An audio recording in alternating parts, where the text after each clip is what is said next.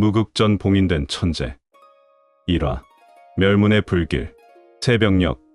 하늘이 아직 어둠과 밝음 사이에서 망설이고 있을 때였다. 성루 위로 붉은 깃발이 펄럭이며 올라섰다. 황실의 상징인 용문장이 새겨진 그 깃발 아래로 검은 갑옷에 몸을 감싼 금이군들이 조용히 성문을 에워쌌다. 차가운 새벽 공기 속에서 그들의 숨결만이 하얗게 피어올랐다. 문을 막아라. 한 마리 개미도 빠져나가지 못하게 하라. 선봉장의 음성이 낮게 깔렸다. 그의 손짓 하나에 수십의 병사들이 일제히 움직였다. 쇠사슬이 성문을 감아돌고 창끝들이 하늘을 향해 치솟았다. 성 안의 소가문은 아직 잠들어 있었다. 대대로 황실에 충성을 바쳐온 명문가문. 그러나 이 새벽 그들을 기다리는 것은 영모의 누명과 멸문의 칼날이었다. 소가의 죄목을 읽어라. 선봉장의 외침이 성 안에 메아리쳤다. 종이 펼쳐지고 날카로운 음성이 새벽 공기를 갈랐다. 소가주 소천룡과 그 일족 황실을 배반하고 역적과 내통한 죄로 멸문에 처하노라. 그 순간 성안 곳곳에서 비명이 터져나왔다. 문들이 일제히 부서지고 금이군들이 물밀듯 쏟아져 들어왔다. 검광이 새벽 어둠을 가르고 피의 냄새가 공기 중으로 번져나갔다. 어머니, 어린 아이의 외침이 들려왔다. 고지어 둔기에 맞는 소리와 함께 그 목소리도 끊어졌다. 한 채, 또 한 채, 불길이 솟아오르기 시작했다. 소가의 안채 깊숙한 곳, 조용한 방 안에서 한 여인이 갓난아기를 품에 안고 있었다. 소가의 며느리 유씨였다. 밖에서 들려오는 소음에 아기가 울음을 터뜨리려 했으나 신기하게도 어머니의 긴장한 기운을 느끼곤 스스로 입을 다물었다. 마치 상황을 이해한 듯이 유씨는 그 모습을 보며 가슴이 두근거렸다. 다른 갓난아기라면 이미 울음을 터뜨렸을 텐데. 무그가, 너는 정말. 그녀는 피 묻은 손으로 아이의 이마를 어루만지며 속삭였다. 조용히 해야 한단다. 창밖으로 불길이 점점 높아져갔다. 친척들이 하나둘 끌려나가는 모습이 보였다. 백발의 숙부가, 어린 사촌동생이 모두 차례로 성 밖으로 끌려나갔다. 참수대에서 들려오는 둔탁한 소리. 그때마다 유씨의 가슴이 찢어지는 듯했다. 살아야 한다. 그녀는 이를 악물고 중얼거렸다. 품속의 아이만은, 이 아이만은 반드시 살려야 했다. 그때였다. 등 뒤에서 누군가의 기척이 느껴졌다. 유씨는 몸을 돌렸다. 검은 망토를 두른 한 사내가 창문 너머로 몸을 들이밀고 있었다. 얼굴은 보이지 않았지만 그 움직임에서 범상치 않은 기품이 느껴졌다. 누구신지? 소천룡. 그대와의 약속을 지키러 왔소. 사내는 낮게 중얼거리며 손을 내밀었다. 그의 목소리에는 깊은 안타까움이 배어 있었다. 지미, 이것밖에 해줄 수 없어. 미안하오. 유씨는 그 말에 깜짝 놀랐다. 짐이라는 호칭. 설마? 하지만 지금은 그런 것을 따질 때가 아니었다. 사내의 뒤로는 이미 길이 열려 있었다.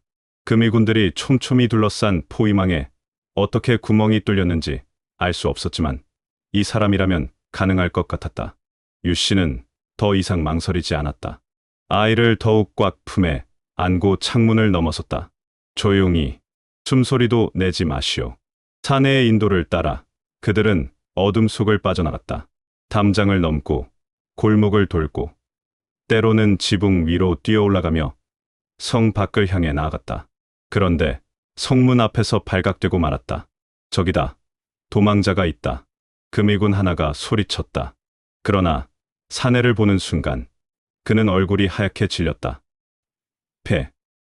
폐하, 입을 다물어라. 사내의 한마디에 병사는 무릎을 꿇으려 했지만 사내가 재빨리 손짓으로 제지했다. 모른 척하라. 이는 짐의 명이다. 혼란스러워하는 병사들 사이로 사내는 유씨에게 외쳤다. 뛰시오. 유씨는 더 이상 뒤돌아보지 않고 달렸다. 아이를 품에 꽉 안고 있는 힘을 다해 뛰었다. 그런데 이상한 일이 벌어졌다. 무극이 갑자기 어머니 옷자락을 잡아당겼다.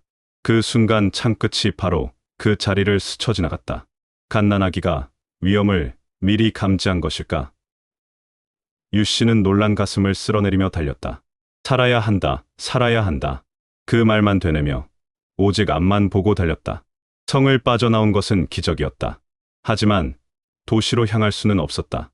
황실의 추적이 두려웠고 무엇보다 귀근으로 굶주리는 백성들로 가득한 도시에서는 아이와 함께 살아남을 수 없었다.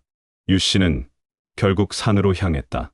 화려한 비단 옷을 벗어던지고 길가에서 주운 거친 삼배 옷으로 갈아입었다. 귀부인의 자태는 온데간데 없고 그저 아이를 품은 한 여인의 모습뿐이었다. 산속에서 그녀는 맨손으로 흙을 팠다. 나무 뿌리를 캐고 열매를 따며 아이를 먹였다. 손에는 물집이 터지고 피가 배어나왔지만 그녀는 견뎠다. 무궁마는 굶기지 않겠다는 의지로.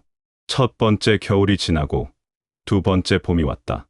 아이는 이제 걸음마를 배우기 시작했다. 어머니의 치마폭을 잡고 아장아장 걷는 모습이 얼마나 사랑스러운지.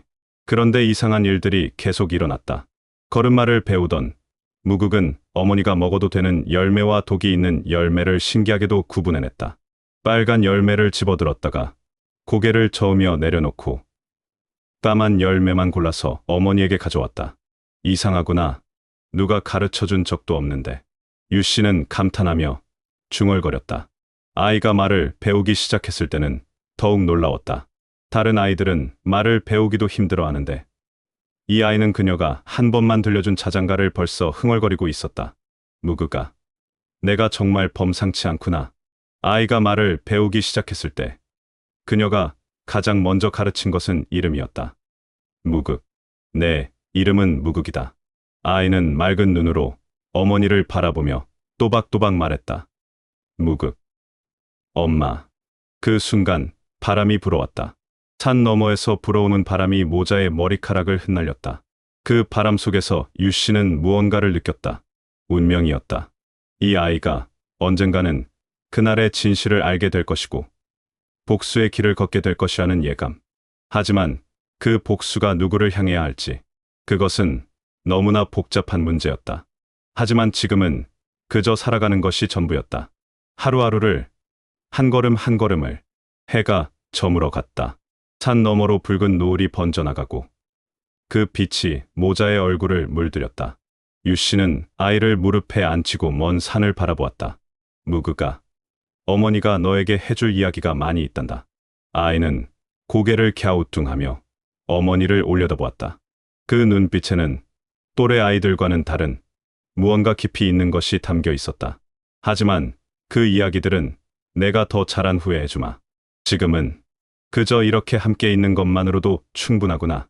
그날 밤 유 씨는 아이를 재우며 조용히 중얼거렸다. 그날 무국은 세상에서 가장 깊은 상처와 가장 큰 품을 동시에 얻었다. 달빛이 창문을 통해 스며들어 모자의 얼굴을 은은하게 비췄다. 아이의 고른 숨소리만이 고요한 산속에 울려 퍼졌다. 그리고 어디선가 바람이 불어와 나뭇가지를 흔들었다.